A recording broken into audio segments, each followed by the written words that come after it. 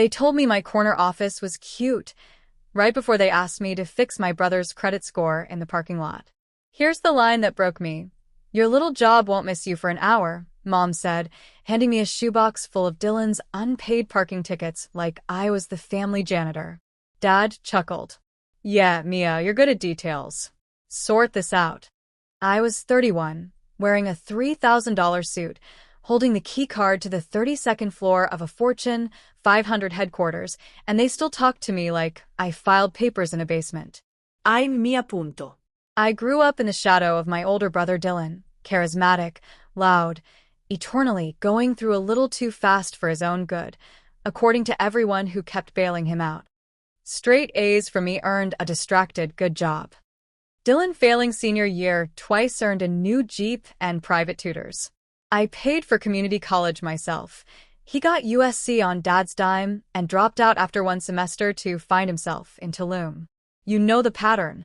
Fast forward, I clawed my way up in supply chain logistics, became the youngest VP in company history, and moved into a glass-walled office that overlooks the entire Denver skyline. I stopped mentioning promotions at Sunday dinner because every time I did, the conversation immediately swerved back to Dylan's latest big idea, crypto trading, an energy drink brand, a food truck that never opened. That shoebox moment happened on a random Thursday. I'd driven to the suburbs to drop off birthday gifts for my niece. The second I stepped out of my car, Mom ambushed me with Dylan's mess. Just scan everything and tell us the fastest way to make it disappear, she said. You're home all day anyway, right? I almost laughed. Home all day. I had a 9 a.m. call with Tokyo in 20 minutes. Instead of correcting her, I smiled the smallest, calmest smile of my life and said, Sure. Bring everything to my office tomorrow at 2. I'll handle it there. Mom blinked. Your office? Dad snorted. Why drag us downtown? Just do it here. It'll be faster in my office, I repeated. More scanners. Dylan, leaning against his leased and already scratched Audi, rolled his eyes. Whatever, as long as it's free. They showed up the next day in the lobby looking like tourists who'd taken a wrong turn. Mom wore sunglasses indoors. Dad kept checking his watch every 8 seconds. Dylan scrolled TikTok, AirPods in board. The security guard greeted me by name and handed them visitor badges. Mom stared at the badge like it was written in another language. We rode the elevator in silence. I pressed 32. Dad frowned. Isn't it counting on 12? I didn't answer. The door slid open to the executive floor. Quiet, natural light, mahogany and glass. Employees nodded. Afternoon, Mia. Great presentation this morning, VP. My mother's head snapped toward every voice like she was watching a tennis match she didn't understand. We walked past the CFO's office, past the COO's, until we reached the corner suite. Frosted glass. Brushed steel lettering. Mia Valdez, VIC President, Global Operations. The three of them stopped dead. Dylan actually pulled out one AirPod. Mom's mouth opened, closed, then closed. Dad's face went the color of old paper. I opened the door and stepped aside. Come in. Inside, floor-to-ceiling windows, skyline glittering, my degrees and awards on the wall, a long walnut table where I run meetings with people who control billion-dollar budgets.